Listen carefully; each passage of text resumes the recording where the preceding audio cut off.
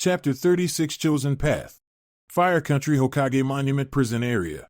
He couldn't believe it. Uchiha Sasuke was thrown in a prison cell for clearly ridiculous reasons. Not only that, but it was Sakura that had gave the order. Ridiculous. That annoying woman frustrated him to no end. She was always so clingy when they were younger, and now she acts as if he no longer concerns her. She had beaten him. True, she was pushed to her limit, but she still won, and the dobe beat him in a matter of minutes, and he was playing from the start. Sasuke couldn't stand it. The Uchiha clan prided themselves in being the best, and he would be the best one way or another. It seems like you've landed yourself in quite the pickle, Uchiha Sasuke, a voice spoke from the shadows. Sasuke looked over at where it originated. Who are you? Me? Why, I'm your new best friend, of course. A figure stepped out of the shadows wearing what he knew was an Akatsuki cloak. He wore a distinctive orange mask. How about we have a little chat, shall we? Fire Country Namake's compound. His dad's old place counted more as a house than a mansion like the other Hokages had. It seemed like it was built to house a small family, but nothing like a clan or anything. The surrounding area could be used to expand, though, if that issue ever need addressing. Naruto and Yujito had used it for their stay and made sure to go through what was in it. Naruto cursed his father for the seals he placed everywhere. Seriously, they were everywhere. I mean, there were even a few in the bathroom when he found them. Naruto fully believed his father was a bit paranoid. He actually managed to find a photo of his parents, which now lay beside the king-sized bed he shared with Yujito. Yujito had also been the one to find his parents' armory. It was massive, to say the least. Below the house was a network of tunnels reinforced with several sheets of metal and was filled with hundreds of different weapons and seals. There was thousands of Hirashin kunai in storage just waiting to be used, and the seals, to be honest, he wasn't even sure what half of them did. Well, Namake's Minato was a seal master, so it didn't really surprise them. Knock knock. The two looked over at the door. They both frowned. Neither of them had sensed anything. No chakra signature, no sound, not even the rush of air from the impact where the knock would have originated. Their weapons flashed into their hands as Naruto approached the door cautiously. Who is it? Naruto called as he clutched the sword in his hand. Who do you think, boss? Came the voice he knew instantly. Naruto opened the door to reveal a grinning Konohamaru with Hanabi, Moegi, and Udon in tow. Yo, boss, it's been a while. How the hell did you get past our senses? Better question, how the hell did you get past all the traps and seals we set up around the house? Naruto asked his former apprentice. There were traps? The young Sarutobi asked in surprise and looked around. Naruto remained silent, unable to find a response to that. Yujito decided to step in. Would you close the door? You're letting the cold in. She called from the kitchen. Oh, sorry, Konohamaru said sheepishly and closed the door behind him. Naruto led them to the kitchen as his sword flashed away again, surprising them slightly. Hello, you must be Naruto's old students. It's nice to meet you, Yujito said with a smile. To them she was absolutely gorgeous, tall, had everything in the perfect size that mattered, and gave off an aura that practically screamed power. I wasn't his student, Reikage-sama, Hanabi corrected simply. Yujito shook her head. It's fine, you're still welcome. She turned back to the oven. Dinner is almost ready. Take a seat. Naruto gestured to the kitchen table and they sat down. So how have you been? He asked once they were seated. Moegi was the one who answered. We've been great, boss. It's been boring lately, though. Ever since Pain attacked and the Civil War, things have been quiet. Naruto smiled at that. That's good to hear. It means no one is really bothering Konoha at the moment. Why are you here anyway? I doubt it's a social call. You want something? Konohamaru swallowed and nodded. Yes, I want to challenge you to a fight. One-on-one, just like we were going to do before everything happened. Naruto shook his head. Sorry, Konohamaru, but I can't do that. I'm the commander of the Alliance military. I can't risk an international incident over a spar. I see. What about Sasuke then? The young Sarutobi asked, trying not to show his disappointment. Naruto just grinned. He's different, you could say. Oh, I shouldn't be surprised, I guess. What about you, bro? What have you been doing? Have any more adventures since the last time you were here? Konohamaru asked, wanting to know. A few, Naruto said with a chuckle. Yeah, the idiot married me after beating up my grandfather, Yujito said with a pout. You can't blame that on me, Yujito. He was the one that wanted to fight me, not the other way around, Naruto shot back. I swear you're both so stubborn that it's not even funny, the Rikichi said with a groan as she remembered the tournament. Congrats, Nissen, Konohamaru said. What about you? You dating anyone these days? There was a reason Naruto was the Kitsune Sennin. Well, the young Sarutobi stammered as a blush spread over both his and Hanabi's cheeks. Oh, he and Hanabi have been dating for 4 months now. You should have seen them on their little date a month ago to the new restaurant on 4th Street, Moegi spoke up and winked. Moegi? Konohamaru said indignantly. Don't be so embarrassed, Konohamaru. Naruto waved it off before a smirk slipped onto his face. Just make sure you two are careful. I don't want to be an uncle just yet. At his words, Konohamaru and Hanabi developed a new shade of red which put even Hinata to shame. Nissen! The young Sarutobi shouted again as he tried to fight down the blush which had captured his face. It was then that Yujito smacked Naruto upside the head. Please don't mind my idiot husband. He means well, and besides, I think it's cute that you two are together. Alright, I won't tease them, at least not all time. Naruto grinned as Hanabi sent him a glare. Don't give me that look. Besides, it's fun till he stopped mid-sentence and turned towards the door. What is it, Nissen? Konohamaru asked when he saw Yujito tense at her husband's side. The seals outside just picked up Inari and he's bringing friends, Naruto said, standing up. Yujito was already at the door by the time they heard the knock knock knock. Yujito opened the door to reveal Inari and Team Samui standing outside on the doorstep. I found them at the front gates of Konoha. Your grandfather sent them, Rikichi-sama, Inari stated with a worried look. What happened? Yujito asked, completely losing her kind aura. Samui was the one who answered. 2 days ago Kumo was attacked, or should I say Storm Cloud Ravine was attacked by Akatsuki. The two Sennin narrowed their eyes at that. I'm sorry, Rikichi-sama, but what happened, Samui?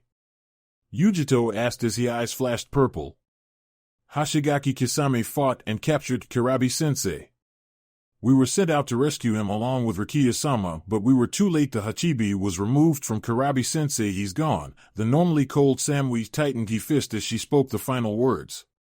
The two Sennin stood stock still at that, neither knowing what to say, and both of them looking at the team with disbelief. That's impossible. Kurabi-sensei was damn near unstoppable even for me. How the hell did he lose? Naruto asked them, knowing how powerful the man was. Kisame used some kind of jutsu which allows him to drain chakra from his opponents. Not sure how or why, but he seems to be able to transform too. He was able to regenerate after taking an Imari from Kurabi-sensei, Karui answered while trying to keep herself calm. How did Akatsuki even manage to extract the Hachibi in 2 days? It takes about 3-4 days with 9 members. How did Madara manage to do it in 2 days? Yujito asked as purple flames started to dance across her arms. Kiri, he probably got some of his new subordinates to help out with the sealing, Naruto answered for them. They'll pay for this, Madara and Kisame both, Yujito said with a voice of steel. Naruto held her close as she let out a sob. Yes, they will, yes, they will. Kurabi's funeral was held in Kumo 3 days later, which had given enough time for Naruto and Yujito to attend. Naruto used Hiraishin no Jutsu to teleport them there and back once it was over. It was a small ceremony where only Rikiya, Yujito, Naruto, Darui, Shure, and Team Samui attended. Through it all, Yujito swore she would make Kisame pay for what he'd done, and Naruto was torn between his feelings for his wife and the ideals he gathered from his experience with Nagato a year ago. All in all, it was a terrible situation. It only got worse with the knowledge that Madara now had 7 of the 9 Biju at his disposal and would no doubt use them to their fullest potential. His insane plan of releasing the age-old demon Jubi had become one step closer, leaving only the Kyubi and the Nibi remaining in the world of the living. On a lighter note, however, Inari had returned to Wave Country with, surprisingly for Naruto, Moegi. The two really hit it off well after they were introduced. Will wonders ever cease? A month had passed since the funeral and the situation in Konoha seemed to be getting worse. Naruto knew that at the rate they were going then Konoha would run itself into the ground despite Sakura's best efforts. Then there was Sasuke Fire Country Konoha Hokage Tower. The Rokudaime Hokage Haruno Sakura was sitting at her desk facing the enemy of every village leader in existence, paperwork. The seemingly unstoppable foe which no matter how many times she defeated it just kept on coming back with greater numbers. At least she understood why Tsunade drank so much. Knock knock. Come in. The Pinkette sighed and looked up at the door. It stayed closed, causing her to frown. It was then that she heard the distinctive sound of a lit explosive tag. Oh crap, her eyes widened in surprise as the room was engulfed in flames. Explosive tags detonated all across the Hokage Tower, some in the walls, some on windows, and even some on the support beams. The building crumbled under the pressure, and those that were still inside screamed as the ceiling came down on top of them. The villagers who had been watching stood numb as smoke drifted off from the debris that was once the Hokage Tower. Sakura crawled out of the rubble and fell back onto what looked like a dining table, albeit it was burned and was missing one of its corners along with its legs. Blood flowed from a wound on her arm, and she quickly healed it with her knowledge of medical ninjutsu. Once that was done, she checked around her and saw that no one else was there. No Umbu, no shinobi, not even the civilians. Nothing moved except the loose piece of wall that somehow remained intact as it started to give way also. She struggled to stand and tried to sense any chakra signatures in the area. None of the Umbu she assigned as her personal guards were there. In fact, she couldn't find a trace of them. She suddenly felt a presence behind her and rolled to the side just as a blade she recognized swung down on where she was standing just a moment ago. She rolled to her feet and responded with a kick to the ground which sent chunks of debris up into the air, catching her assailant off guard. "What do you think you're doing, Sasuke?" Sakura shouted when she identified her former teammate. It was then that she got a good look at him. He was wearing an Akatsuki cloak. "You lied to me, you all lied to me," bellowed Uchiha Sasuke as he charged once more. Sage mode activated. Sakura's skin seemed to become as white as a ghost as seals spread over her arms and face. She disappeared from sight the moment Sasuke struck, only to reappear above him and land a downward kick to his head. "Tsutenkyaku," she called out as her foot connected with his face. Dust was blown upwards as Sakura backflipped high into the air onto the Hokage monument above. "What's this about, Sasuke?" Sasuke stood below, encased in some kind of yamabushi which looked different than when she had faced it a year ago. "Konoha murdered my family. For that I'm going to kill you and destroy it once and for all." The Uchiha shouted back with a crazed smile. "He knows I'm sorry, Sasuke. I can't allow you to do that," Sakura thought sadly. Some kind of chakra arrow shot out from the yamabushi and forced her to jump away. The attack exploded against the face of the monument, but the seals that were put in place absorbed the impact just as it did during the Kyuubi attack years ago. The shockwave that accompanied it cut her arm, but it healed in moments thanks to her sage mode, allowing her to use it without any problem. "Hold still so I can nail you just like you've always wanted," Sasuke sneered and swung the massive chakra sword which the yamabushi held. Sakura looked disgusted at the comment and jumped over the weapon as it was swung at her. She vanished while in midair and appeared high above as nothing more than a speck of light. She shot down, her arm glowing a mix of green and blue as she descended. "Okasho!" the Hokage exclaimed as her attack struck from above. The rubble was suddenly blown upwards as a blinding light consumed the village. After it died down, Sasuke could be seen without his Susanoo activated and holding Sakura above the ground by her neck.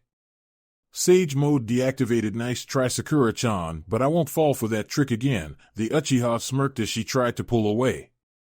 His arm held, however. "Don't bother trying to struggle. I've already corrupted you, little sage mode, and my chakra is keeping yours suppressed, so your super strength is useless also." He enjoyed it as she squirmed. "How does it feel? To have everything you know and love crumble around you and disappear? Hurts, doesn't it? Don't worry, by the time I'm through with Konoha, no one will remember this backwater little village." The Kusanagi sword was already in his free hand. "With you out of the way, Konoha will surely fall." He swung down only for it to be intercepted. You know, team, they say when you hit rock bottom you can't go any lower. But I think you just did, Naruto said from the side. The whirlpool sword in his hand and extended between the two, preventing the Kusanagi sword from striking Sakura. Naruto, the Uchiha, growled under his breath. His Sharingan blazed, Amaterasu. Futon Rasengan, Naruto whispered as the black flames consumed him. Yujito came in from the side and connected a punch to the Uchiha's face. The force behind the blow was enough to send him crashing through the wall that surrounded the remains of the Hokage Tower. Sakura coughed. She'd been let go during the confrontation and she stood once more. Naruto shredded the black flames and leveled his sword at where Sasuke had gone. Did you get him? Naruto asked, not taking his eyes off where Sasuke had crashed. Yujito shook her head. He put up that thing to deflect the bulk of my attack just now.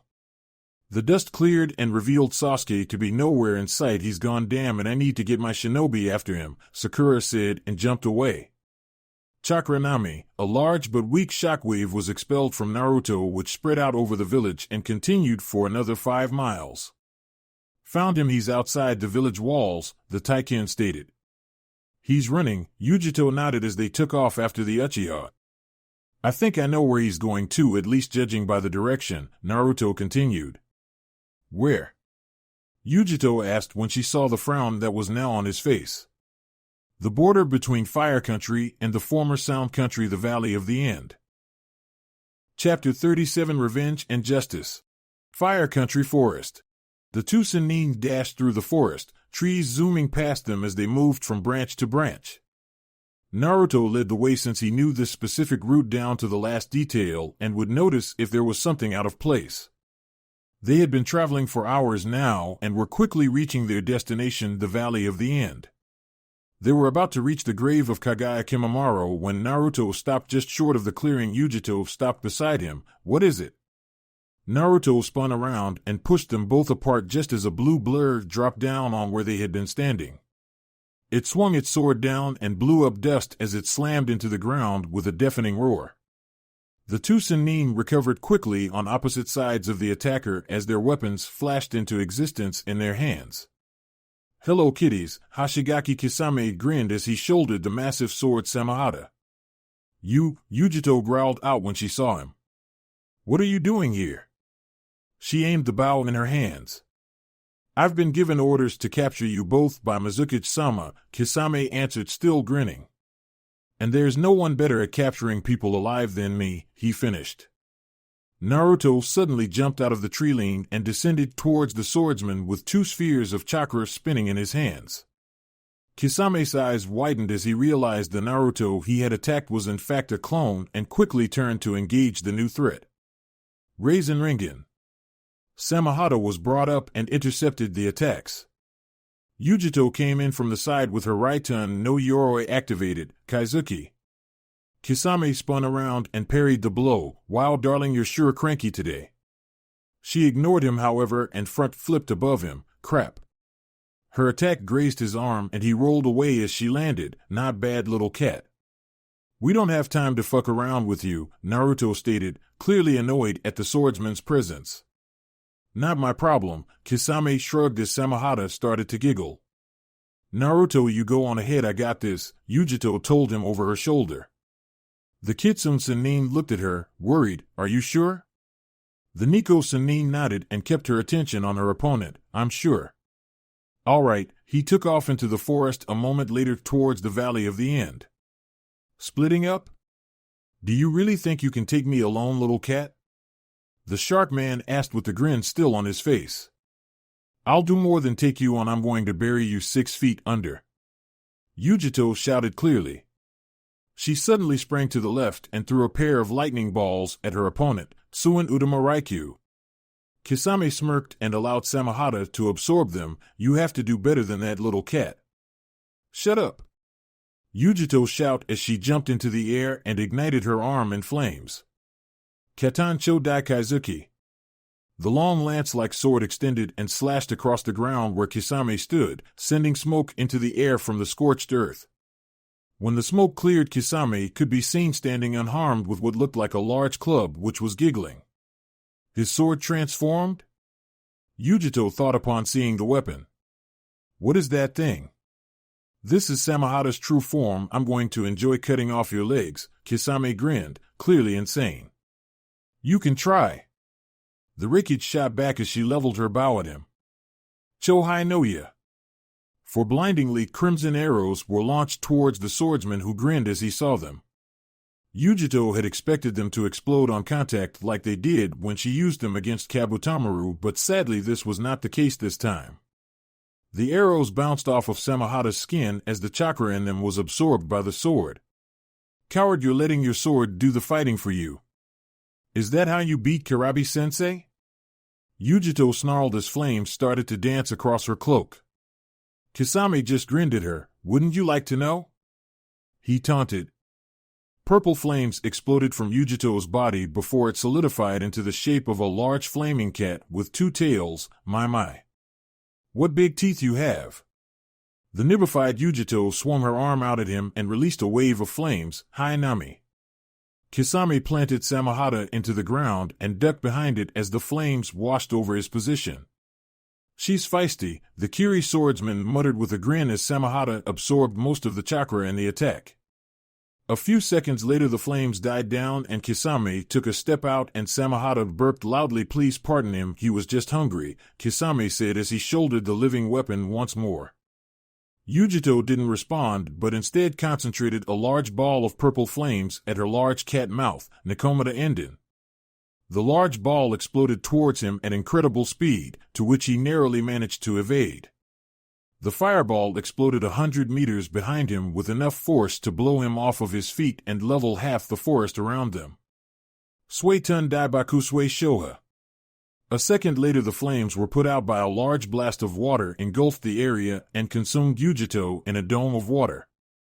She reverted to her human form, but the distinctive characteristics of her eyes indicated she was in her hybrid mode. She turned swiftly and spotted her opponent. He was completely different from before. He was more like a shark now than a man. He had fins now and Samahata couldn't be seen, but she knew he had it somewhere. You can't escape me now. Kisame exclaimed as he shot forward, using his fins to effortlessly swim through the dome of water he had created. Damn it, I need to get out of here. Yujito panicked in thought and quickly swam in the opposite way in hopes of escaping the dome. Suiro Semiadori no Jutsu. She heard as she saw the edge of the dome move away from her. He's moving the dome with us so I can't get out. Damn it, what do I do? Yujito thought before stopping and turning to face her opponent directly. You're mine now. Kisame's voice was clear as he drew near. Raitun Ryuden no Jutsu. A lightning dragon shot out of Yujito's outstretched hand and Kisame was surprised that it didn't dissipate once it was in the water.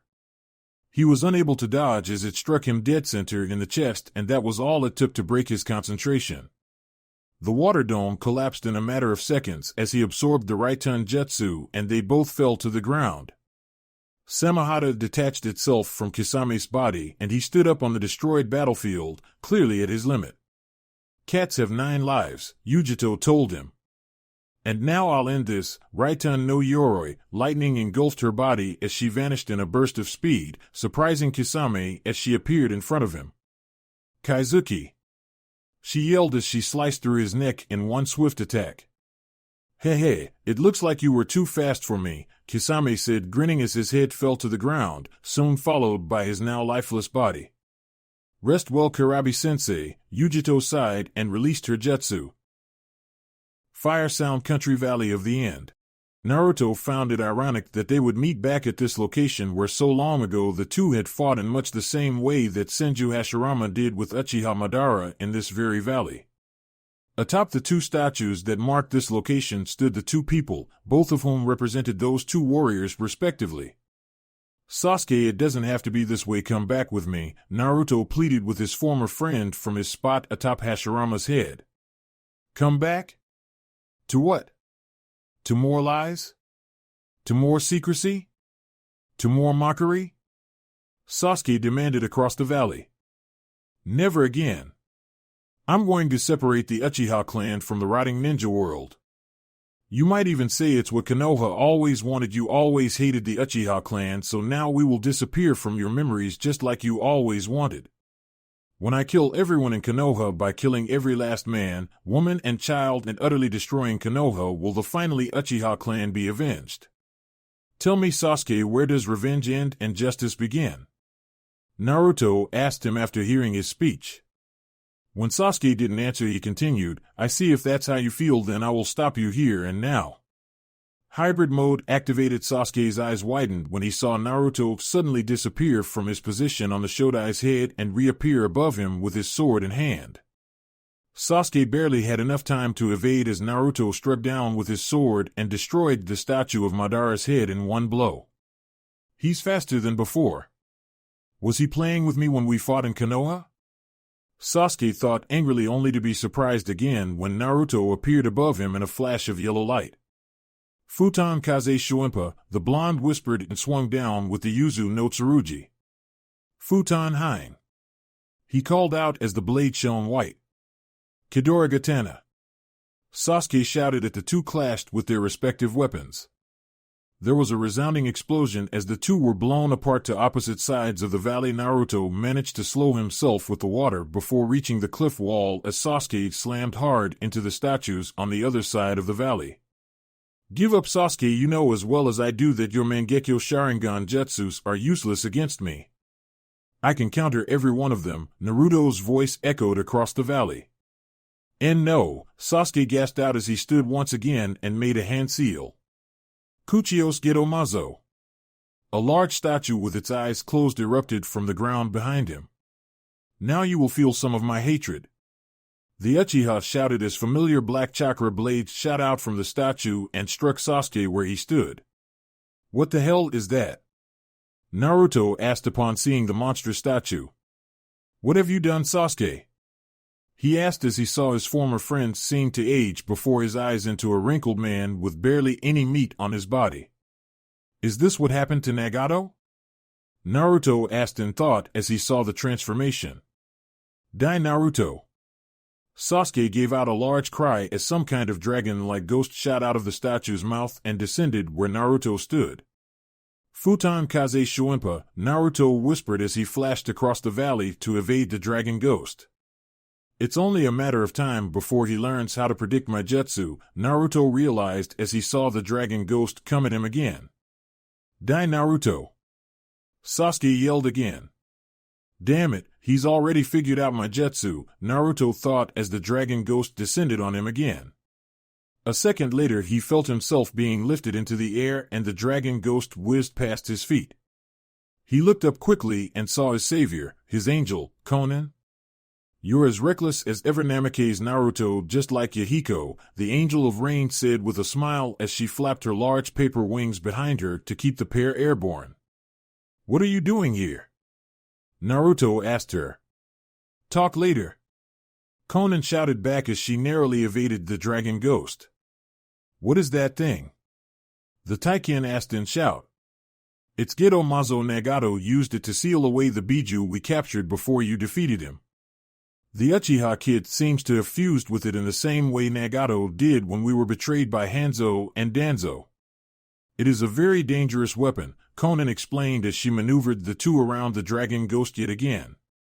How do we destroy it? Naruto yelled to her.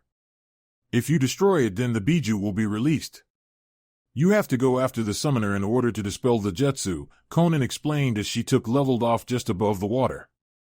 All right, drop me off here. The moment Naruto said those words, Konan dropped him into the water as the dragon ghost continued to pursue her. Naruto shot out of the water in front of Sasuke and readied his sword. Sasuke. No! Sasuke shouted as the sword tore through his body and out his back. The dragon ghost was just about to swallow Konan whole when it shattered into sparkles of energy, leaving Konan to sigh in relief. That was too close, the Angel of Rain thought as she descended to where Naruto and Sasuke were. No my revenge, Sasuke gasped out in between breaths. Your revenge doesn't matter anymore, Sasuke. You've betrayed Itachi's trust in you, Naruto said simply. Do not speak to me of Itachi. Sasuke shouted in anger before he dropped to his knees, coughing up blood. Sasuke Naruto trailed off, not knowing what to say to his dying friend. "Hey Naruto, we might have a problem over here," Konan called as she examined the demonic statue Sasuke summoned. "All of Gedomazo's eyes are closed," she informed. "So?" Naruto asked, not understanding the significance. "Each open eye means that a biju is sealed and all of the eyes are closed, so the statue is empty." "The biju are not here," Konan explained. Naruto grabbed Sasuke by the collar and slammed him up against the statue. "Where are they? Where are the biju?" Sasuke coughed again before replying with a weak but insane smirk. "Madara has them now. He's merged their chakra cores together and sealed them inside himself. Even now he's on his way to Wave Country to put an end to your stupid alliance once and for all." Dope. Naruto pushed him down. "I'll stop him." Sasuke just smirked up at him. "You won't, because he has something you want." "And what might that be?" the Taiken asked. Sasuke's last words before darkness claimed him were, "Your mother." Chapter 38: A Line in the Sand. Wave Country, Northern Beach. The sun shone on the horizon as the day drew to a close. It was peaceful and quiet except for the waves along the shoreline. The silence didn't last long, however, as just off the coast rested a fleet of 32 ships and transports. Kirin were disembarking from them and charging towards the beach where the samurai and Inari waited with anxiety. It didn't help that Uchiha Madara was supposedly leading this attack. "Archers ready?" the commander shouted as he saw them. The Kirin's approach. "Even with Nissan seals giving us warning, I doubt we can defeat an army that large," Inari muttered. "We don't have to. All we have to do is hold them off until reinforcements arrive," the commander responded. "What about the Alliance fleet?" Inari asked him. The commander shook his head. "It'll be a few minutes before they are in position to hit the enemy from behind. We'll just have to work with what we got then," Inari said through gritted teeth. "Here they come," he continued when he saw the Kirin's charge. "Archers fire!" The samurai commander roared, and the archers across the beach let loose a volley of raining death into the air. The arrows that were launched into the air slowly descended a moment later, and the Kirin's attempted to dodge. Half of their numbers were wiped out by the salvo, but more kept coming to replace them. "That's it, I'm going Sage Mode," Inari told him and formed a hand seal. Sage Mode activated. A pulse of chakra washed over the area around him as his eyes shifted to red and yellow. His pupils were now horizontal slits, and two very familiar toad elders were now bonded to his shoulders. "So it's gotten this bad already?" "Kids these days," Fukasaku sighed and shook his head. "We're ready to help Inari-kun," Shima told the new Gama Sennin. "We're going to need all the help we can get," Inari told the pair. "They're charging again."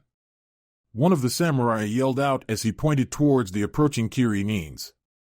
"Squad 7, 4, and 9, come with me. Everyone else protect the cannons until they are in position."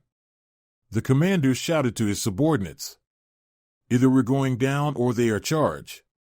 Inari shot forward ahead of the now charging samurai and held up his hand to the heavens. Chakra spiraled out and spun in his hand before expanding as he ran. He jumped and launched the largest scale attack Naruto had ever taught him in hopes of dealing some damage to the approaching Kiri army. "Cho Udama Rasengan!"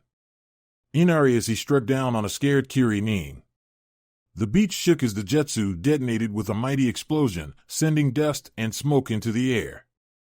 Kirin's were blown away from the sudden attack, and when the dust cleared, Inari stood staring down those that survived. Just then more Kirin's appeared from the water and kept charging at the defenders. "Damn it, can't I catch a break?" Inari shouted as he backflipped over a sword strike before rolling away. The Kirin was upon him in a second and swung down with the sword. Inari sidestepped at the last moment, using his enhanced speed to put some distance between the two and evade the follow-up attack. Just then the Kirin swung down again, and Inari was forced to catch the blade with both hands on both flat sides. "Get the hell out of my country!" Inari shouted and pushed the weapon to the side, forcing the Kirin to do the same. Inari then spun quickly and slammed his foot into the man's side, sending him crashing along the beach. Kawazu Kumite. Cannons ready?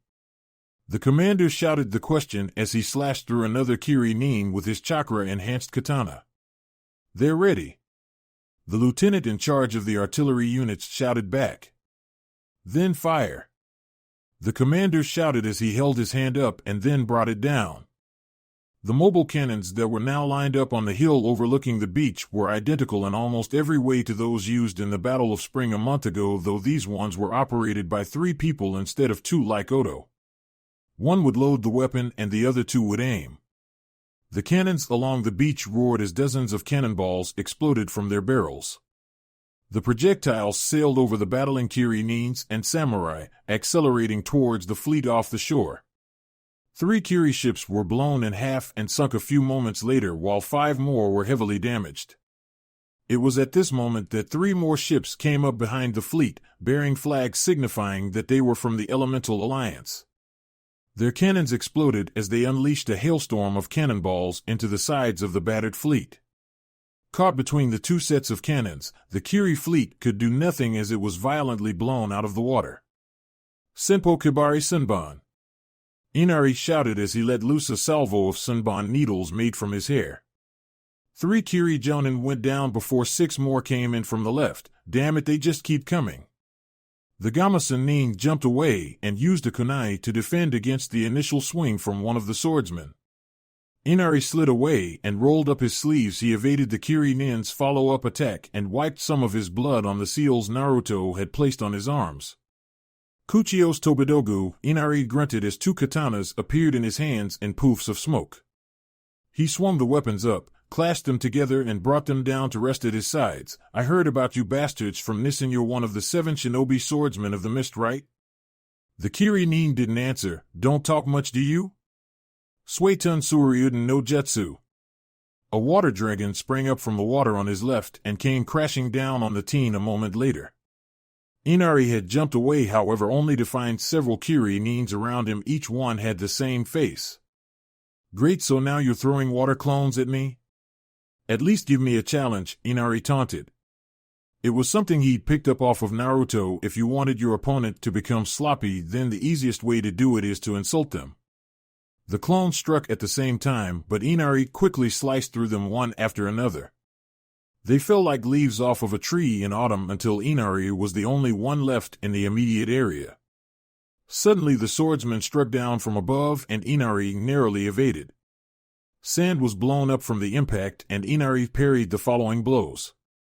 It quickly became obvious, however, that the Kiri Nin's experience would win in the end. Knowing this, Inari then proceeded to fake an attack from the side and instead dropped the katana in his left hand and threw a punch at the Kiri Nin's head. The swordsman dodged, of course, and Inari's hand sailed right past him, but the blow still connected even though it missed. The swordsman's face contorted and his eyes widened as he was sent flying back and crashed hard into the trees along the hillside. Inari was panting now and quickly made sure his foe would be getting up before turning to check how the rest of the battle was going.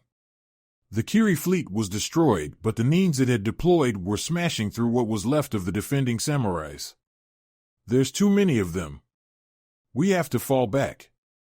One of the samurai shouted in fright as 2 Kiri Chunin descended upon him. The commander came from the side and cut through the 2 Chunin. Pull it together. You're a samurai, so act like it. He's right though, pull your men back, commander. I'll cover you. Inari shouted and got a nod from the commander. Give me some oil, would you?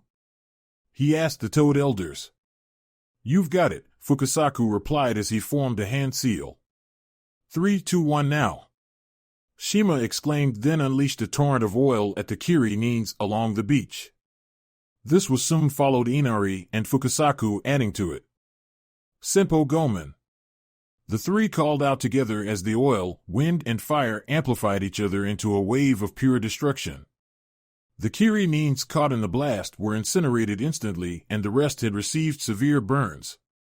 The moment of relief didn't last long, however, as even more Kiri Nins appeared from the water, no doubt from the now destroyed fleet which had sunk beneath the water. There's just no end to them, Inari said, trying to catch his breath. Madara must have sent every ninja in Kiri, judging by how many we've seen so far, Fukasaku mused as he saw the enemy reinforcements. It's only a matter of time before they break through, and reinforcements from Kumo and AIM will take too long to get here. We're out of options, the samurai commander commented grimly. Need a hand? A woman's voice asked, surprising the group. Yotan yokai no jutsu. A stream of lava washed over the beach and incinerated a few dozen Kiri nins as a figure dropped down beside Inari and the commander. Who the hell are you? Inari asked her, only for his eyes to widen when he saw the hat she wore. Terumi Mei, Godame Mizukichi, who are you, handsome? Mei shot back as she lifted her Mizukichi hat and smiled. Nami Inari, current Gama-san nin and student of the Shodai Taiken, Inari introduced. Not that I'm complaining or anything, but aren't you supposed to be the enemy? Don't assume that the situation is as black and white as it appears. There are always shades of gray. That bastard Madara took control of Kiri and sent me into hiding.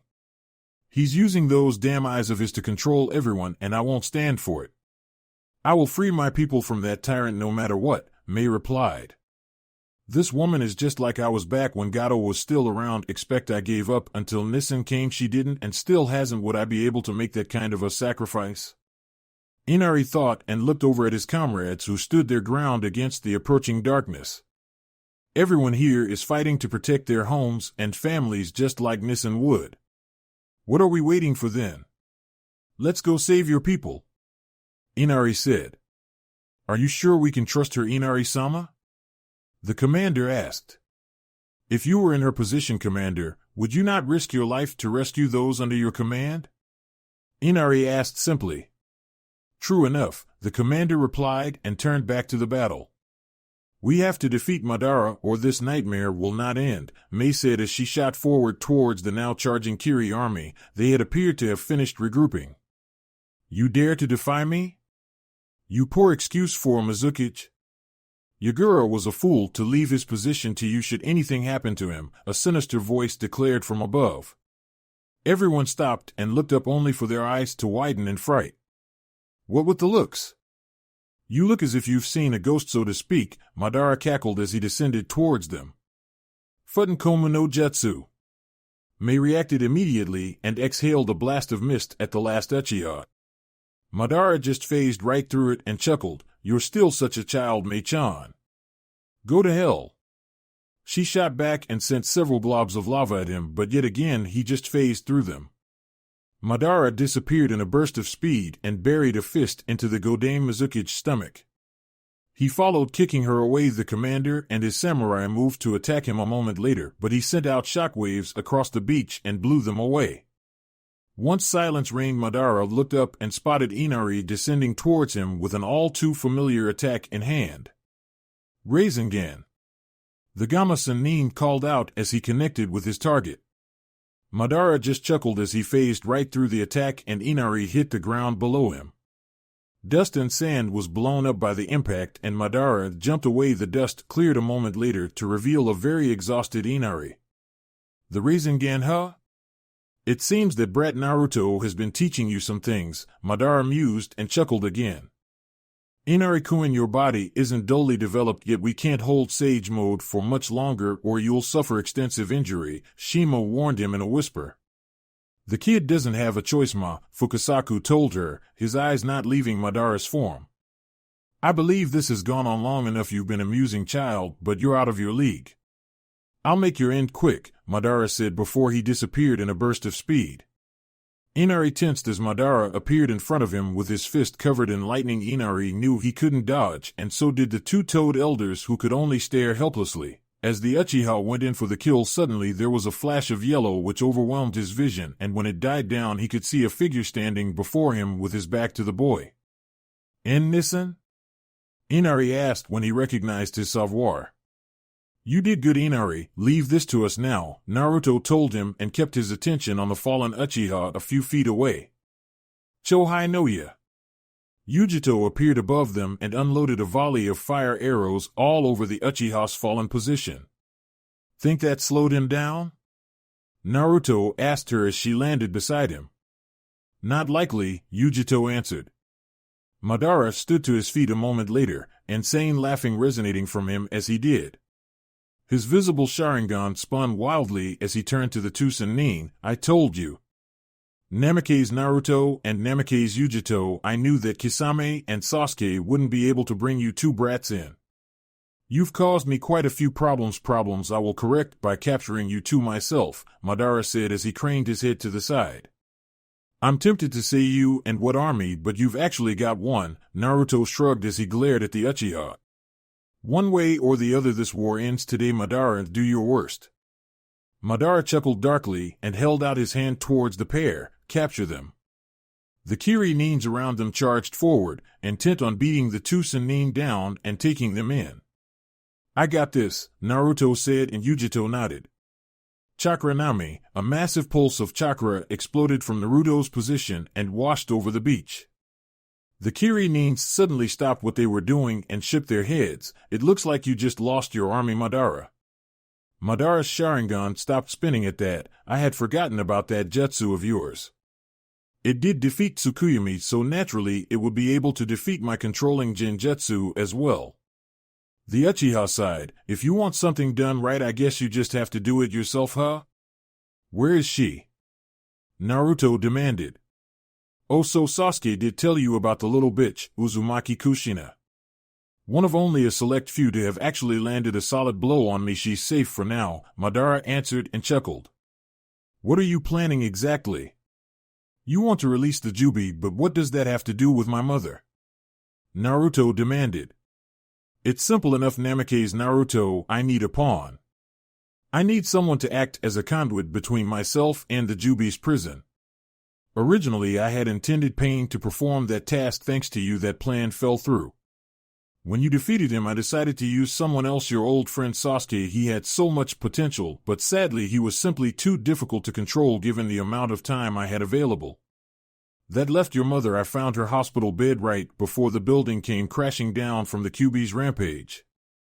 Of course I left behind a rather convincing dead blood clone of her to throw you off of my tail. She was my insurance policy just in case I needed someone to directly connect to the Jubi, Madara explained. You're using her? Naruto asked with clenched fists. Madara scoffed, of course. I've had her in suspended animation for the better part of 17 years. I had originally just wanted to leave her there. After all, she deserves a long and slow death before finally meeting her end. You're a monster, Naruto said with a glare. There is no denying that I am a plain-dealing villain, Namake's Naruto. If you want your mother back, then how about we take this to a more appropriate location? Madara asked the question and his orange mask started spinning, creating a vortex of chakra. Come on, we're going after him, Naruto said and dashed towards the vortex. I'm with you, Yujito told him and jumped into the vortex after him. It closed a few seconds later, leaving the beach silent as the moonlight shone through the clouds. Chapter 39 Full Circle Part 1 Whirlpool Country Yuzu. The sky seemed to open up and spit out the two Sannin, who then dropped to the street in the middle of a very familiar village. We're in Yuzugakure no Sato, Naruto stated clearly. Yujito looked around for their foe but couldn't find him. I wonder why he brought us here. He wanted us away from our allies. That's probably why he withdrew from Wave Country the first time too. He knew even if he'd won back then that he would be weakened enough for someone like Tsunade Abakan to finish him off, Naruto commented. How very deductive, Namake's Naruto, Madara said from atop one of the nearby buildings. He sat on the edge with one leg hanging and the other resting on the stone. I thought this would be a fitting battleground for us. It certainly was when I faced your parents 18 years ago. The moonlight shone down on them as they stared at each other, silence filling the air as the wind breezed by around them. Where's my mother? Naruto demanded. Like I said before, she's safe. For now let's talk, Madara chuckled and waved him to come at him. Hybrid mode activated. Naruto gave no warning as he appeared above him in a flash of yellow, Futon Kaze Shuenpa. Madara vanished as Naruto struck and destroyed the building, Futon Raisenkan. Madara appeared behind him and stabbed Naruto through the back, Raikiri. It poofed away a moment away, a shadow clone? Yujito appeared behind him and slashed across, Katan Cho Dai Kaizuki. Madara took the hit head-on and he hit the ground with a mighty explosion. I got him with that one. He's tough, but he's not invincible, Naruto stated as he landed beside her. Oni Katan Hosenka no Jutsu. Pure white fireballs of superheated chakra shot out of the smoke at the pair. Get behind me, Naruto said and brought his head up in front of him. Futon Rasen, a wall of spinning chakra and wind appeared to defend against the attack. Naruto grunted as the white fireballs impacted, forcing himself to hold the barrier together under the repeated attacks. Madara suddenly appeared behind them in a spiraling vortex of chakra from his mask and attacked again. Enhanced with her Raiton no Yoroi Yujito reacted quickly and turned to engage the madman once again. Kaizuki. She called out as her arm ignited in flames. Raikiri. Madara cackled as his own arm was encased in lightning. The two clashed when the two attacks connected and sent sparks of fire and lightning all around. The ground shook and any windows in the area that were still there suddenly cracked and shattered. After a moment, Naruto came in from the side and swung with his sword, forcing Madara to break away. Yujito backflipped above him and fired an arrow from her bow, Chohei no Ya. The arrow hit the Uchiha in the chest and sent sparks all over the area. Once it died down, Madara stood staring at the ground. He was silent for a second before a low chuckling could be heard. It got louder and louder until Madara's head reeled back and he laughed uncontrollably. Ha ha ha ha, you've both gotten stronger. I never thought it would turn out this way, but you have now, though you are both becoming a problem. You've both caused me quite a bit of trouble over the last year, and I think it's about time I correct that. So from now on I'm going to take you both seriously, Madara said after his laughter died down. Sage mode activated. Madara's only visible eye shifted from the Sharingan into a Sharingan Fox Sage mode hybrid with the center pupil elongating into a vertical slit. Naruto and Yujito took a step back in shock at this particular development. He has a Sage mode? Yujito asked incredulously. No way, Naruto shook his head, wide-eyed. Madara chuckled again, don't be like that. Come now, I was a Kitsune Sennin long before you became one Namikaze Naruto. Of course I was able to access this particular Sage mode. You should feel honored. I haven't used this form in nearly 90 years, not since I faced Senju Hashirama at the Valley of the End. If I remember right, you lost, Naruto shot back. Just like you did to the Yondaime Mizuki Jigura. Madara sent him a murderous glare. I admit I was weakened after my battle with Hashirama, but I never used this form against Jigura because until just recently I couldn't. What changed? Yujito asked him. Madara chuckled darkly at the question. I merged the chakra cores of the other 7 Bijutsu, sealed it inside of me. When I did that, my injuries were healed, and I am once again back to full strength. Now all I need is the Bijutsu cores from you two, and I can finally obtain ultimate power from the Jubi. That is not going to happen, Naruto responded defiantly. Madara grunted at that. Have it your way. His eye closed before opening again to reveal the distinctive pattern of the Mangekyo Sharingan with the pupil narrowed into a vertical slit, Mangekyo Sharingan. He can use the Mangekyo too? Yujito exclaimed upon seeing it. Naruto growled at that. The Bijutsu he's collected must have repaired his body enough to use it. Amaterasu, Madara whispered, and black flames shot towards the two Sennin. Futon Rasen, Yujito ducked behind Naruto again as he established the spinning chakra shield. He's just not going to give up, is he? Yujito asked as more flames continued to bombard the shield. Don't count on it, Naruto grunted in concentration. Yujito nodded and jumped into the air a moment later. Cho Udama Raikyu! She called out as she threw a massive ball of pure lightning at Madara. The Uchiha saw it coming, however, and quickly disappears in a spiral of orange colors. Damn it, this guy just won't go down. Of course I won't be taken down so easily, my dear, Madara stated as he appeared behind her. Before she could react, he landed a kick to her midsection and followed up with a punch to the face. Damn you, Yujito grunted as she crashed down hard into the nearby building, causing it to collapse. Yujito! Naruto shouted when he saw her fall and swung at Madara from the side. The Uchiha front flipped over the swing and brought his foot down on Naruto's head. The force behind the blow sent Taiken down into the ground, blowing up a blast of dust and smoke into the air. Naruto was suddenly hurled out of the dust cloud and crashed through one of the nearby pillars before rolling to a stop at the entrance to a nearby store. "Don't tell me that this is all you've got?" Madara mocked as Naruto struggled to stand. The Taiken glared up at him, causing him to chuckle. "Well, if that's the case, then I suppose I should finish this little dance of ours." Susanoo. A dark and sinister chakra exploded out from him and encased him in a black and red yamabushi. "The world belongs to me." "No, it doesn't." "Cho Udama Raikyu." Yujito shouted at him as a massive ball of lightning slammed into the yamabushi from the side, temporarily stunning it. "No one will accept you as its ruler." Naruto shouted back as he stood and formed a hand seal. Kage Bunshin no Jutsu, 2 clones appeared at his side. Madara's yamabushi struggled off the previous attack and he glared at the two. "I will bring order to the chaos of this world. The world cannot be saved so easily." Naruto bellowed as his clones charged the jutsu in his right hand. He turned and hurled the familiar chakra shuriken he had formed, Futon Raisin Shuriken. "We will stop you." Katan Daikaizuki. Yujito shouted as she threw her fist forward and the long fire blade exploded out towards the Uchiha. The two attacks seemed to fuse together as they touched on their way to their target, creating a fire-covered wind chakra shuriken.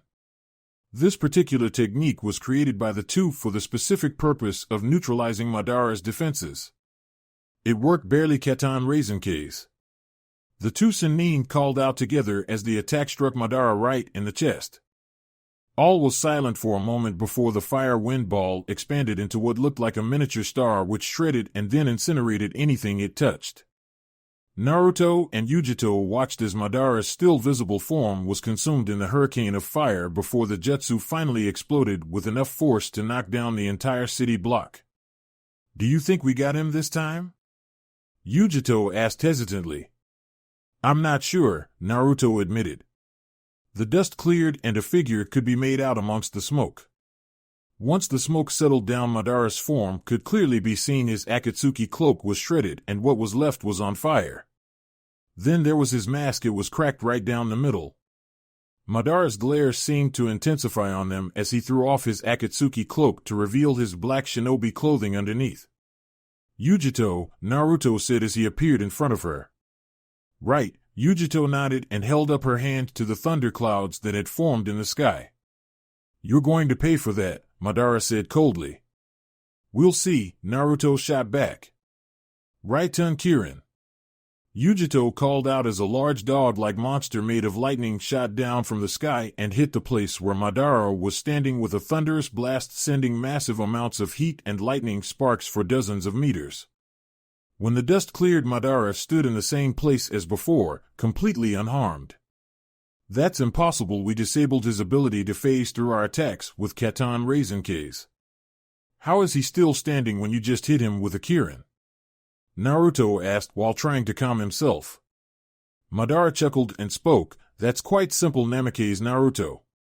This is a jutsu that even the Uchiha clan deemed a kenjutsu izanaji. I won't bore you with the specifics, but it allows me to bend the boundaries between illusion and reality." "Great, so you can control reality now too?" "All right then, let's see about that chakra Nami." Naruto expelled a pulse of chakra all around and it washed over Madara's form. 2 orbs in his armor were glowing red, but one of them dimmed a moment later. "I see you can't use it for long, huh?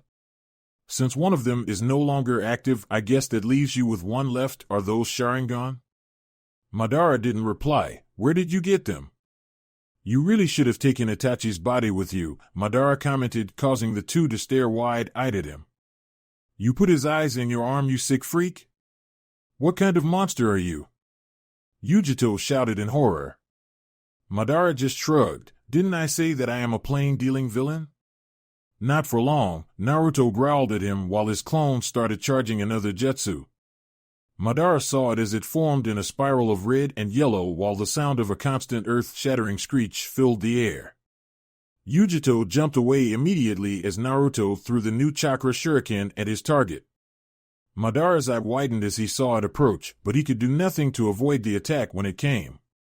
Futon Raisin Kamikaze. And so Yuzugakure no Sato disappeared inside a sphere of wind and power. The ground shook as trees, boulders, and the landscape were all turned into nothingness. Then suddenly it all went silent as time seemed to freeze, only for the wind ball to explode a moment later and allow time to resume as the massive blast of wind that was released left a massive crater in the middle of this scarred land. Sage mode deactivated, hybrid mode deactivated. Naruto and Yujito shakily stood after everything calmed down and the dust started to settle. When it cleared, they could see Madara pushing himself to his feet, his mask covered in cracks and his armor was cut all over. Our hybrid modes will take a few minutes to recharge, Yujito whispered to Naruto. The Taiken nodded slowly, but Madara's Sage mode will need time to recharge too. We can still win this, we just have to outlast him. Even so, this isn't going to be easy, Yujito commented. Madara laughed loudly at that. Oh, you have no idea how right you are. You two amuse me to no end. Namikaze, sadly all good things must come to an end. Now what? Yujito asked as she took a step back. Activate demon modes. Now. Naruto shouted as his body exploded in crimson light. Right, Yujito followed close behind as her body was engulfed in a fiery blaze of purple energy. When the two lights died down, they revealed a massive crimson chakra fox with 9 tails and fur. The other figure was an equally massive purple fire cat with 2 and didn't seem to have a physical body. Surrender, Madara. Naruto's voice was distorted by the dense chakra surrounding him. This ends today one way or the other, Yujito snarled through the roar of her flames around her. Madara chuckled with his Sharingan spinning wildly. You have no idea who you are dealing with, do you? I am Uchiha Madara and the rightful ruler of this disgusting world. His body exploded in gray light, forcing the two to cover their eyes from being blinded. A foul and evil chakra washed over the destroyed country and almost brought the pair to their knees. When the light died down, a massive gray chakra fox with 10 tails stood in its place and covered in fur similar to Naruto's. Its single eye looked like a cross between the Sharingan and the Rinnegan and was located in the center of the monster's head. I did say I merged together the Biju. Other than you two, surely you must have known I would be able to use it like this. Madara chuckled as he settled his gaze on the pair. So much for round 1, Naruto muttered. Any bright ideas? Yujito asked as she kept her eyes on the abomination in front of her. Yeah, don't die, Naruto answered simply. Why so serious? Madara asked him, cackling like the maniac he was. Chapter 40 Full Circle Part 2. Whirlpool Country Yuzu. Explosions riddled the once prosperous country as the 3 enormous demons did battle. Yuzugakure no Sato was long gone and the 3 had moved away from the crater that now inhabited where the village was stood. They paved a wave of destruction on the landscape as they went in an attempt to destroy each other once and for all. The first few minutes of battle were surprising for both sides as the 2 alliance leaders were able to keep up with the vastly stronger leader of Akatsuki. Despite his ungodly strength, it quickly became clear that without the cores of the Kyuubi or the Nibi, he wouldn't be able to reach his form's true potential. Even so, Uchiha Madara was a very formidable opponent. He was always physically strong and dangerous even to the most powerful of ninja in existence. Despite his old age and apparent immortality, he was far from frail. He was capable of defeating entire legions of ninja without much effort, especially in his prime before he fought the Shodai Hokage. Add in the jutsu he'd copied over the years and his overall experience, and he was one hell of a problem. In all honesty, he was quite possibly the strongest man alive, with Naruto and Yujito coming close seconds. Naruto lunged forward, flattening trees as he brought both paws down to grab the gray fox. Madara reacted immediately and brought his own paws up to grab the oppressing limbs. The two grabbed hold of each other's paws and pushed, trying to get the upper hand, so to speak.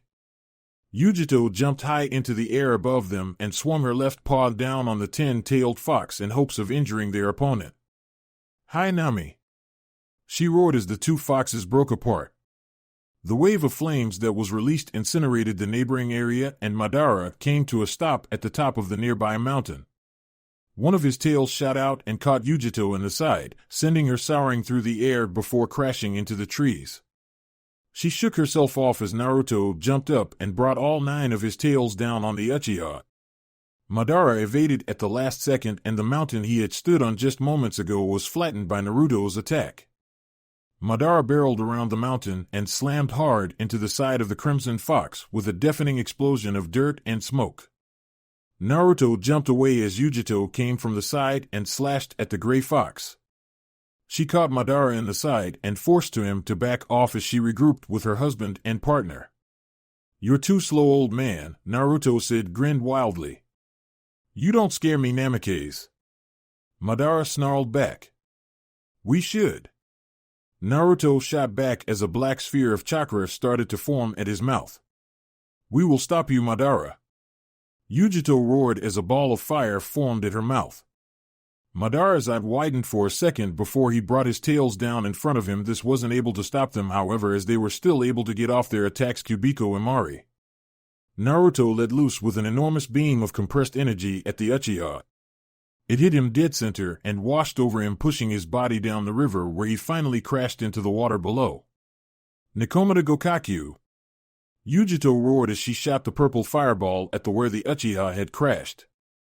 It struck the water with a deafening bang before exploding in a sea of crimson death which washed over the land. All was silent until Madara roared as he stood once again, his fur burned and his eye ablaze with hatred. "Does this guy ever give up?" Yujito asked with a hint of annoyance and fear. "Damn, this guy just won't stay down," Naruto growled in frustration. Madara's roar intensified as hundreds of gray balls materialized in the air and started merging together into a familiar attack. "Oh crap, Naruto, move it!" Yujito shouted, and the two split apart to avoid the attack they knew was coming. "Jubiko Imari!" Madara's fox face swallowed the condensed chakra and his mouth began to glow a dark crimson. He opened wide and a beam of energy enormous even by Biju standards lanced out and obliterated everything it touched. The blinding light covered the world for a full 20 seconds before finally dying down to reveal the madness that was caused. A large valley of nothingness stretched from where the blast originated to the beach over 70 miles away, the edges of the canyon now made out of glass from being burned to such a degree. Madara chuckled at his handiwork and spotted the 2 alliance leaders on the outer edges of the valley. Naruto shakily stood, his breathing rigid and aches coursing through his body. He couldn't believe the sheer amount of force from that last attack. He felt like he had a mountain dropped on his and then thrown in a mixer of some kind. He shook his head and looked over to Yujito. She was barely maintaining her form, having already exhausted her reserves. "Are you all right, Yujito?" Naruto asked worriedly as he tried to calm his breathing. "And no," the cat admitted. "I can't hold this form any longer. We can't win like this." Yujito's form collapsed and her human self slipped out onto the ground. "Sorry." "Stay down," Naruto shouted as he put his large form between the snarling Madara and her. His tails extended out and he concentrated chakra to their tips, forming black balls of energy. As he did so, they solidified a moment later and compressed slightly. Madara's eyes widened at this, and he charged form to stop the Crimson Fox from finishing his attack. Madara was too late, however. Taju Imari. The world exploded in light as 9 beams of death and destruction laid waste to the land. Madara took the brunt of it and vanished in a stream of power. Mountains and forests were leveled as the attack died down. When the dust cleared, the enormous gray fox, which was Madara's form, broke apart to allow his battered human form to fall to the lifeless ground. Sage mode reactivated. Hybrid mode reactivated. Naruto panted as his form too collapsed and he dropped down to the ground in human form once again. His trench coat looked like it had gone through the ringer and he had multiple cuts on his face and arms, but they were healing quickly. He steadied his breathing and looked over at where Yujito lay. She was standing now, her cloak in tatters and her hair a mess. "You look like hell," she told her husband. Naruto coughed slightly. "Well, you don't so good yourself, Yujito." "Idiot," she said and threw off her destroyed cloak. "We're in hybrid mode," Naruto stated as he felt the familiar feeling, the powerful form. "It looks like our demon modes recharged it," Yujito nodded. They felt a cascade of chakra stretch out from Madara's last known location, and they snapped their attention to it. There he stood, covered in blood and glaring at the two intensely with his only visible Jujutsu Sage Mode hybrid eye. It looks like his Sage Mode has recharged too, Naruto said upon seeing the eye. Yujito took a step back and growled low, "What does it take to kill this guy?" "Oni Katan Guryuka no Jutsu." A white monster dragon exploded from Madara's mask and shot towards the pair in response. "Futon Kaze Shuinpa." Naruto shouted as he flash-stepped away to avoid it. "Raitun no Yoroi." Yujito disappeared in a burst of speed and reappeared a few meters away from where the fire jutsu eventually impacted. "You're too slow, old man," Naruto taunted, causing Madara to snarl at him. A dragon-like creature of fire erupted from Yujito's mouth and descended on the Uchiha's position, Katan Karyuden. Naruto was close behind as he unleashed a massive blast of wind from his mouth, Futon Rinkuden. Madara's visible eye widened as he saw the two attacks mixed together to create a massive fireball with the head of a dragon. Katan Rinkuden. Izanagi. The collaboration jutsu struck down on Madara's position and the world became consumed by light.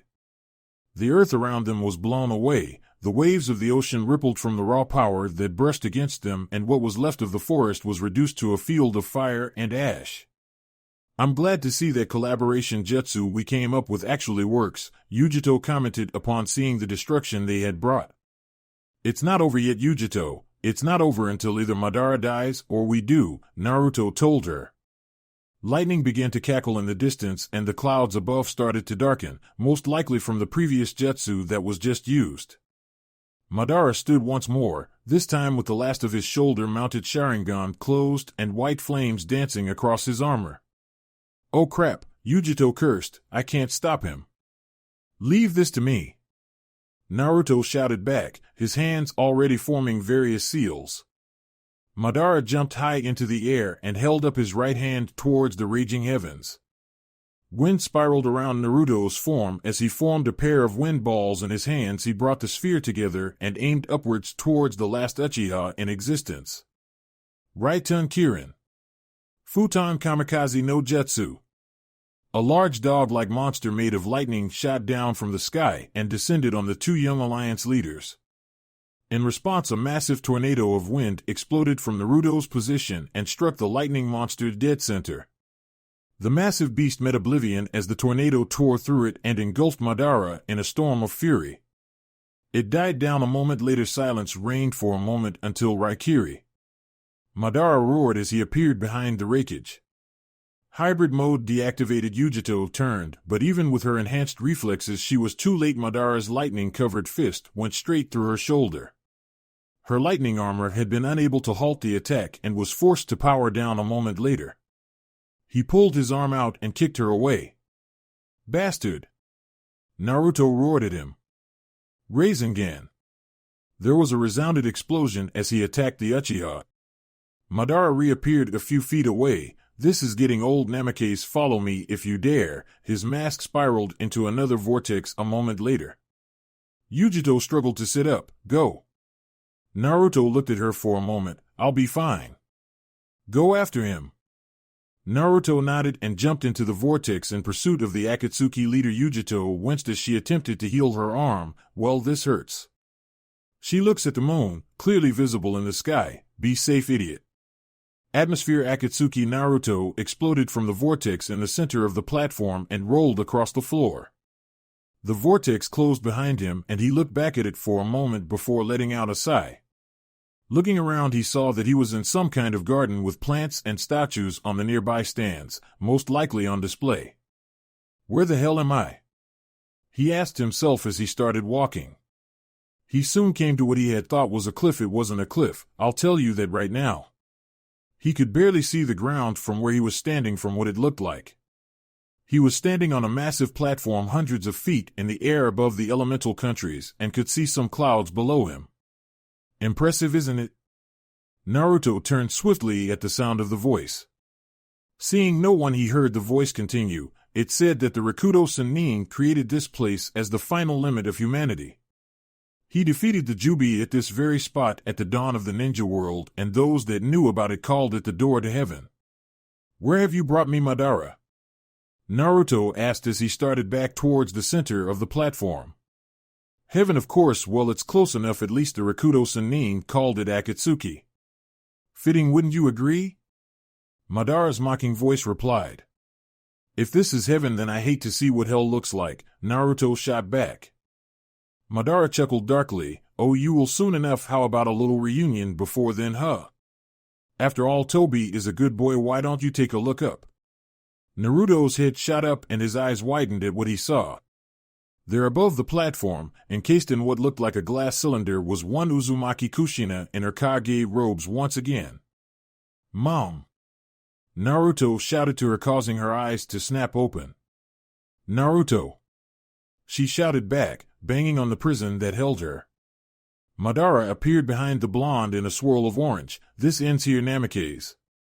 Naruto turned swiftly, his sword appearing in his hand. You're damn right it does.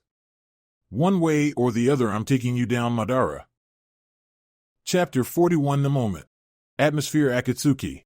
There was a resounding bang as Naruto struck down with his sword and Madara slid away. The blonde swiped at the Uchiha, but Madara evaded each strike and landed a kick to his chest, knocking him back. Madara then appeared before him in a burst of speed and connected a punch with the blonde's face. Damn it, this bastard hits harder than Rikidano. Naruto gritted his teeth and recovered quickly from the blow. You think you can defeat me? Very well, defeat me and become a hero. Perhaps it will offer the sheep below some comfort. Madara laughed as he appeared behind the blonde and made to sweep the Teiken's legs out from under him. Damn it, Naruto thought as he backflipped away. Oni-katan Hosenka no Jutsu. Madara as he shot a dozen white fireballs at the blonde. Futon Rasengan, Naruto brought up his arms to defend himself and the fireballs hit their mark. Explosions riddled the platform where he stood and he was blown out of the dust. Damn it, I can't get close enough to do any real damage. It's like fighting Nagato, Rikidano, and the four Hokages at the same time. Naruto thought as he stood up once again. But you must never forget this. There is no solution to this chaotic world. The curtain of despair will fall one day, and I will make sure it is today. Madara shouted as black flames shot out from his eyes at blinding speed. You too will be consumed. Amaterasu. Shut the hell up. Naruto roared as he brought two wind balls together and unleashed his own attack. Futon Kamikaze no Jutsu. The two attacks connected in the center, creating a tornado of wind and black fire. Madara disappeared in a swirl of orange before he appeared behind the blonde a moment later. Naruto reacted quickly, but he was too slow and Madara plunged a lightning-covered fist through his shoulder. The Uchiha didn't stop and pushed the blonde against one of the pillars with his arm still buried in his shoulder. Raikiri. I don't care if you tell me the whole damn world will be destroyed tomorrow, Naruto began before disappearing in a poof of smoke. A shadow clone? Madara's eye widened in surprise as Naruto suddenly appeared behind him. I'll never give up. That's what it means to be human. The real Naruto finished as he drove a spiraling sphere of wind and power into the Uchiha's gut. Futon Rasengan. He called out as the world was consumed in light. Sage mode deactivated. Hybrid mode deactivated. When the light died down, Madara's beaten body could be seen lying on the ground face up, clearly unable to move on its own. Naruto approached with his sword in his hand once again and stood over the Uchiha founder. Don't you dare underestimate humanity, Naruto told him. Madara just laughed as he looked up at the blonde. You really think you've won? Don't be a fool, Namikaze. Suddenly the visible moon above them began to glow white. What is that? What's going on? What's happening to the moon? Naruto asked as he looked up at the moon.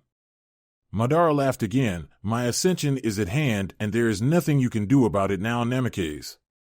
Impossible, you don't have the Kyuubi or the Nibi, Naruto said, shaking his head frantically. Madara just laughed. Do you really think something like that would stop me? You bastard, Naruto growled, backhanded the Uchiha. The blonde turned away. I'll stop you and the Jubi right now. Madara laughed yet again at the declaration. Within minutes the Jubi will be released and I will become a god. I will rule this world and finally the Uchiha will surpass the Senju. This world is still worth saving. Naruto shouted as he jumped high into the air towards the crystal floating above. He gave out a cry of desperation and sliced the Yuzu no Tsurugi straight through the crystal, and it shattered a moment later, freeing one Uzumaki Kushina. "Mom!" The blonde shouted as he caught her, and the two landed. "Naruto," Kushina sighed in relief as he set her down. "You came for me," she stated. "In this world there is nothing more important than family," Naruto said simply. The redhead smiled at that you got from your father. A deafening roar broke the silence and the two looked up at the sky. The moon looked like it was struggling to contain itself and large chunks of it seemed to be breaking off from the surface. "The seal containing the Jubi is collapsing," Kushina stated. "How do we stop it?" Naruto asked her. "I think it's too far along to be stopped now," the Uzukage told him. "Why so serious?" Madara asked as he appeared behind them and kicked Kushina away. Naruto turned, but Madara grabbed his head before he could react. "You have meddled in my plans for the last time, Namikaze. I'm going to pry the Kyuubi's power from your cold dead body. Get your hands off of my son." Kushina yelled as she appeared at their side with the Yuzu no Tsurugi in hand and slashed Madara across the midsection. The Uchiha dropped Naruto as Kushina drove the sword through Madara's chest, forcing the Uchiha to slam into the ground. Madara kicked her away and tried to stand, but Naruto dropped down from above and brought his knee down on the Uchiha. Madara grunted in pain as Naruto began to mercilessly pound him with fist after fist after fist. "Naruto!" Kushina shouted and threw him the Yuzu no Tsurugi. The blonde caught it without looking, spun it in hand, and finally brought it down on the Uchiha. The blade penetrated the orange spiral mask, and suddenly the world around them went silent. A moment later the mask cracked and shattered to reveal Madara's true face. It was covered in wrinkles, and his left eye was missing, but other than that he looked like an older Sasuke. Madara's arms went lifeless a moment later and Naruto pulled the sword back out. He took a step back, breathing heavy, and turned to his mother. She nodded at him and Naruto threw his Yuzu no Tsurugi to the side, discarding the blade. "He's dead," Naruto sighed in exhaustion as he looked over the fallen Uchiha founder. They fell into silence for a moment, but a deafening screech filled the air. "The Jubi is resonating with its chakra core. We're running out of time," Kushina stated as she turned her attention back to the moon. "The Jubi needs the chakra core in order to release the seal on the moon, right? Can't we just destroy the core?" Naruto suggested. The redhead took a moment before responding, "Maybe. But if we did that, then it would destroy the Akatsuki installation and the elemental countries below. Well, what if we destabilized it away from the Earth? Can't we just send it somewhere out there for it to explode?" Naruto asked, gesturing towards the far-off reaches of the night sky. "Yes, that could work," Kushina nodded. "All right, then I'll set a chakra cascade through the core and then we leave," Naruto said, moving towards the Uchiha's dead body. "I'm sorry, Naruto, but I can't let you do that," Kushina said, stopping him. "Why not?" he asked her. "Because the Jubi might be able to stabilize it once we leave," the redhead stated firmly and grabbed his shoulder. "What are you doing, Mom?" Naruto asked her in surprise and fear. "One of us needs to stay behind and manually destabilize the core." "I can't let you do it," she answered sadly and threw him over the edge of the platform. "Goodbye, my son," she whispered as she watched him fall. "Mom!" Naruto shouted as he passed through the clouds and disappeared from view, not having the strength to try and get back up. Kushina stayed still for a moment before she turned towards the Yuzu no Tsurugi and approached it. "The world is yours, son. You will bring peace and order. I just hope it lasts," she whispered as she picked the blade up and walked towards Madara's body. The seal on the Uchiha's stomach lit up as she approached until she was finally standing over him. "I never give up until the end," she said with a smile and struck down on the seal. The platform shot upwards and disappeared into the night sky. It became a bright star a moment later, illuminating the shinobi world, and everyone below looked up at the second sun in the sky. After a few seconds, the light died down and the world was once again returned to a calm star-filled night. The moon stopped glowing a moment later and silence reigned across the land. Wave Country Great Naruto Bridge. Naruto trekked atop Tsukino across the bridge towards Nami Town. On the other side, his mind had settled over the 2 days since the battle with Madara had occurred, and he was finally returning home to those he loved. He had landed somewhere in Grass Country on the other side of the elemental countries, and he had been using Irasion no Jutsu to return home as fast as possible. Wherever you are, Mom, I hope you and Dad are together again. I'll see you again someday, Naruto thought as they approached the gates of Nami Town. Hey, it's Taiken-sama. A villager shouted out upon seeing him riding on the horse-sized fox with 5 tails. The crowd cheered as he climbed off of Tsukino. Go on home, girl, you deserve a rest, Naruto said to the fox. Thank you, Naruto Dano, Tsukino said before disappearing in a poof of smoke. Naruto. There was a yellow and purple blur as someone tackled him to the ground. After a moment he saw it was Yujito. You reckless idiot. Do you know how worried I was? Naruto sighed and the two got up. Sorry for worrying you, Yujito, but in my defense I had a long way to travel. She pulled him into a kiss and after a moment they broke apart again. Am I forgiven? Yes, you idiot. What about Madara and the Biju? She asked him as the other Kages approached along with the daimyos of the alliance. Naruto smiled at them and raised his hand towards the sky. As of this moment, I officially declare that the 4th Great Shinobi War is over. The crowd burst into cheers at that. Later at the training grounds he used in Wave Country, Naruto stood in the center of the large clearing. He could still hear the sounds of cheers and celebration coming from the town. He smiled and turned his attention to the sky for a moment before gazing down at the memorial he had just finished creating. As long as humanity exists, there will always be those who wish to do harm to others. As long as there is love, there will always be hatred. As long as there is a growing darkness, there will always be a light sworn to defend the innocent. As long as there is power, there will always be those who wish to claim it. As long as there is peace, there will always be conflict. For every action, there is an equal and opposite reaction. Balance and chaos go hand in hand. What makes a hero? Does saving one life define a hero? Even if the savior is someone who is drenched in blood and came from a group filled with lies? I don't know the answer. Answers don't come easy. But they're not supposed to. War breeds pain, but I believe only those who felt true pains in their lives are the only ones who can become true heroes. Dedicated to the heroes who lost their lives during the 4th Great Shinobi War, may their spirits forever rest and finally be at peace. The Yuzu no Tsurugi flashed into Naruto's right hand and planted the sword into the pedestal at the base of the memorial. The pedestal was an exact replica of the one in the now annihilated Whirlpool Country, and he had covered it in seals just like the original was. The Yuzu no Tsurugi glowed red for a moment before it died down and Naruto took a step back. Is it done? Yujito asked as she stepped out from behind a tree. Naruto turned towards her and nodded. It's over. Yujito's bow flashed into existence a moment later and disappeared into the base of the pedestal. She smiled sadly as Naruto started towards her and came up beside her. Come on, we're missing the party, Yujito said, holding out her hand to him. What are we waiting for then? Let's go wild already, Naruto shot back with a grin as they walked. Idiot, Yujito snorted as the two disappeared from view. Neither noticed the smiling face of a translucent Uzumaki Kushina resting on the sword in the pedestal. Chapter 42 Epilogue. Fire Country, the Valley of the End. The years passed and the elemental countries united following the war.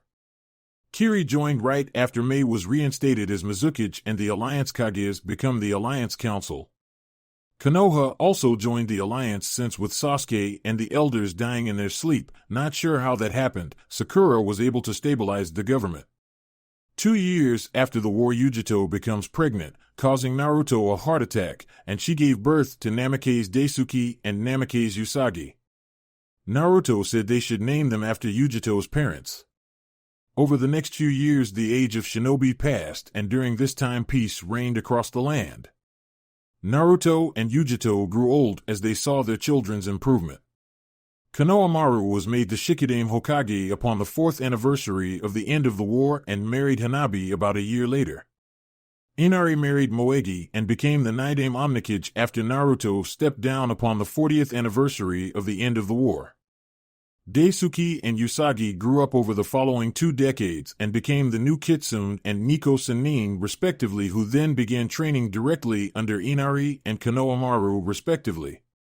With the academies no longer active, the ninja system slowly fell apart, with only certain families knew jutsu now. In the end, Naruto and Yujito had completely undone everything the Rakuto Sannin set out to do.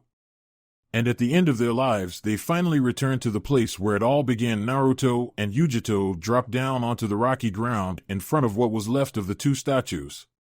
Time had been kind to them. They had very little wrinkles, and their hair only seemed to have a few streaks of gray amidst the vast amount of blonde. "It hasn't changed one bit since my last fight with Sasuke," Naruto commented upon seeing the destroyed statues. Yujito just snorted, "Whatever you say, idiot." "It's been fun," Naruto said finally. "Yeah, it has, but like all good things, they must come to an end. Let's get on with it," Yujito told him with a nod. They bit their thumbs and formed several hand seal. A moment later, the 2 slammed their hands into the ground and called out their jutsu. Kuchios no Jutsu Nibi no Nikomata. The massive fire cat appeared in a blast of flames. Kuchios no Jutsu Kyubi no Kitsune. The equally massive fox appeared in a poof of smoke a moment later. "Couldn't I see it is time?" Nibi asked her summoner. Yujito nodded, "Yes it is." "Well, what are you waiting for, boy? Hurry it up already." Kyubi growled in annoyance. "A bit impatient, aren't you?" Kyubi growled at his summoner's question. "Yeah, just give me a second, furball," Naruto said and put his hands into a seal. Kage Bunshin no Jutsu, 2 clones popped into existence beside him. "Here we go," Yujito muttered and breathed. Futon Raisin Kamikaze. The 4 were consumed in a ball of wind for a good 20 seconds before it exploded, destroying the valley and reducing the entire area to a crater. When it was over, the only thing remaining was a single Hiraishin kunai in the center of the crater. Time skipped 200,000 years. Japan, Tokyo. Time passed by and wars raged for a time. Peace took over during the interludes between wars, but one thing remained the same: there was always someone or something to stop the bloodshed that humanity caused. Technology progressed far, and eventually humanity was able to reach the moon that hung in the night sky within their view. You think any of them will notice that the moon is an artificial prison? A young blonde man asked as he and his wife made their way through the quiet streets of Tokyo. The young blonde woman snorted, "Not likely. They might surprise us though. I mean, humans are the most unpredictable creatures in known existence." "I suppose," the male mused. "We'll just have to wait and see, won't we?" "I'm sure we can wait a few more centuries," the woman shrugged her shoulders. "Hey, do you want to get some ramen, Yujito?" the male asked. "Do you even have to ask, Naruto?" the woman shot back. They continued walking as the sun began to rise on the horizon. The end.